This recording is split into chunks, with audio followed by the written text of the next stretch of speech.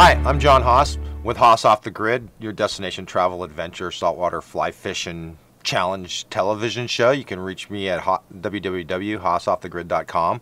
I'm here to answer a question, and that question is, how do you tie on a circle hook?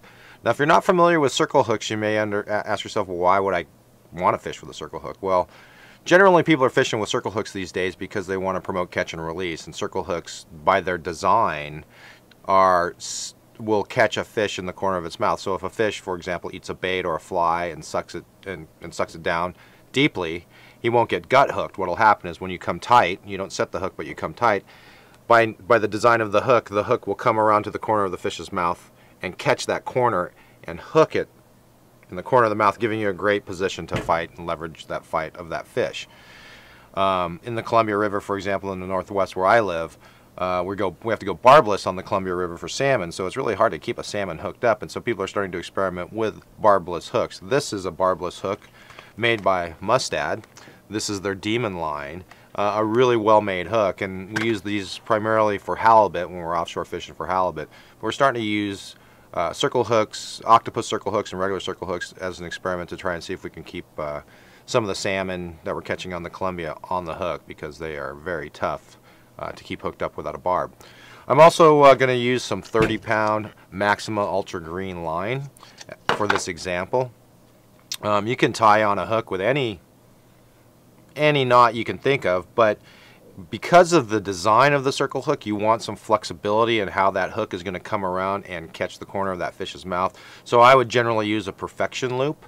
Perfection loop is a common knot that people use in saltwater fishing for bait hooks, but and also for fly fishing, for tying on flies, because it provides a loop at the end of the line to give the bait or the fly a lot of freedom of movement, and that will generally induce greater action. So let me start off with a section of line. I'm going to tie just one overhand knot in this line, give myself a little bit of space. I'm going to set up the size. I'm going to come back through the eye of the hook, come back through the loop.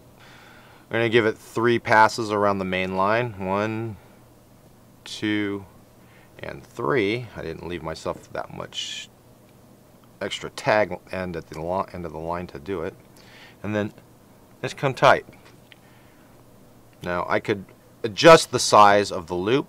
For illustration purposes, I wanted you to be able to see this loop at the end of the line, because what ends up happening is this provides all the movement that you want. So when you, for example, hook a fish and it swallows it and it comes up, boom, right on the corner of its mouth, that circle hook is designed to grab that little edge right as it's coming out of the fish's mouth and give you a clean hookup and a great position to fight that fish. So when you're out there and you want to fish bait or flies and you need action, or you need to fish with a circle hook in order to catch and release, you might try a perfection loop. It's the knot that I would recommend for tying a circle hook.